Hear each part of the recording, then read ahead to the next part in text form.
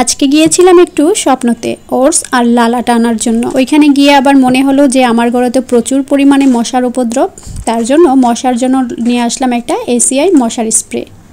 আর এনেছি ডিপ্লোমা দুধ। ঢাকাতে তো খাঁটি গরুর দুধটা একদমই পাওয়া যায় না, সেটা খাঁটি বললেও কিন্তু খাঁটি দুধটা দেয়া হয় না।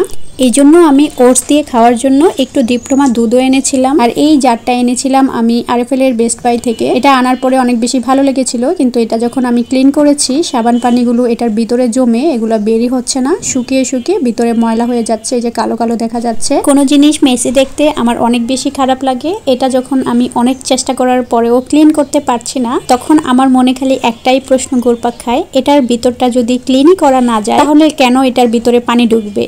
এরকম প্রসেস করে এটা কেন বানালো হলো? সর্দিজনিত কারণে শীতকালটা আমার একদমই অপছন্দের একটি ঋতু, কারণ আমার অল্পতেই অনেক বেশি সর্দি লেগে যায়, কোনোভাবেই সুস্থ থাকতে পারি না এই শীতকালটাতে। অনেক বুঝে শুনে চলাফেরা করার পরেও দেখা যায় আমি সর্দিতে আক্রান্ত থাকি পুরো শীতকাল জুড়েই। একবার অসুস্থ হলে সুস্থ হওয়ার তো আর কোনো নামগন্ধই থাকে না। তারপরে আমি এখানে ওটসটাও ঢেলে নিলাম, আর এখানে এনেছিলাম কর্নফ্লাওয়ার। কর্নফ্লাওয়ার তো বেশ কিছু খাবারেই দিতে হয়, এই কারণে আমি কিছু পরিমাণে কর্নফ্লাওয়ারও নিয়ে এসেছি। সুস্থতা আল্লাহর দেওয়া কত বড় একটা নিয়ামত, সেটা কেউ অসুস্থ না হলে উপলব্ধি করতে পারে না। পুরো শীতকাল জুড়েই আমি সর্দি জ্বরে ভুগতে থাকি। শীতকাল আমার এই কারণে অনেক বেশি অপছন্দের একটা ঋতু। শীতকাল অপছন্দ হলেও কিন্তু শীতকালে শাকসবজি খেতে বেশ ভালো লাগে।